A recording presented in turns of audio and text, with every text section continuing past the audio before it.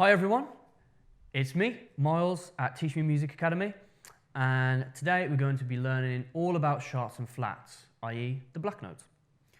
So if you haven't already, go and check out the note names video where I explain how to label the white notes and some basic concepts about octaves and different sections of the piano, and then come back to this video.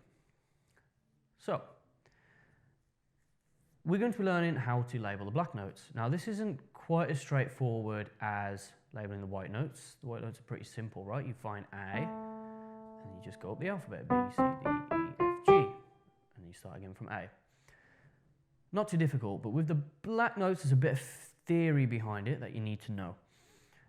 Now, at this stage, the most important thing for you to be able to do is to be able to label the black notes and to be able to find them.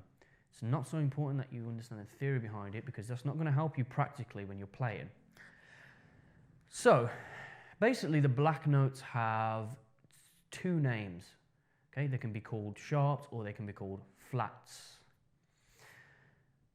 So sharps are when you go up and flats are when you go down. Stick with me. Let's take A sharp, for example. Okay, so there's two parts to that, A and sharp. So the first part, A, we just find an A, right? So if you watch the note names video, you know how to do this. Find A, here. Now sharp, that means go up, go one note up. That's what sharp means essentially.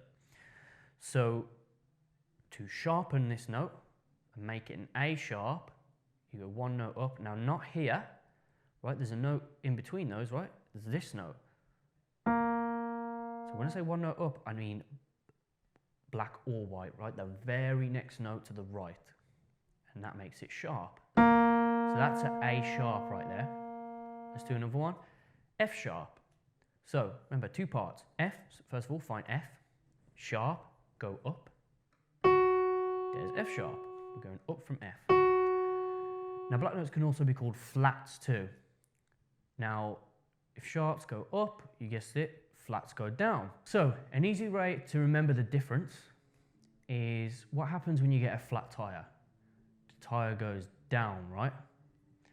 Flats go down, flat tires go down. Okay, stick with it, it's the best I've got. And sharps go up just because they do. All right, so flats go down, sharps go up. So let's have a go at finding some sharps then. Let's find a D sharp. First of all, find D. Yep. And sharp means go up, so up. There's D sharp. Let's find another one. G sharp. There's G. Sharp means go up. Bam, there you go. So that's how it works, right? Sharps go up, flats go down. So that's what I mean by every black note has two names. Okay, so let's go through them all. This one is C sharp or D flat. This one is D sharp or E flat. This one is F sharp or G flat. This one is G sharp or A flat. And this one is A sharp or B flat. Now, once you understand that and you can do that, that's the most important thing, okay?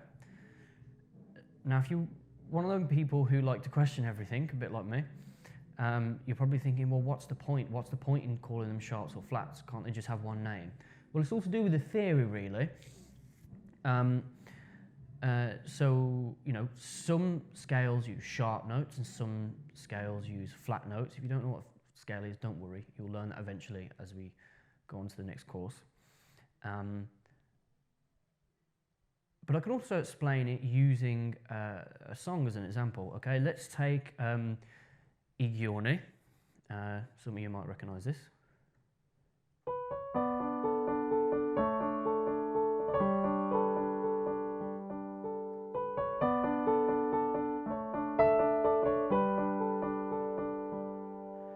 So let's look at that right hand pattern.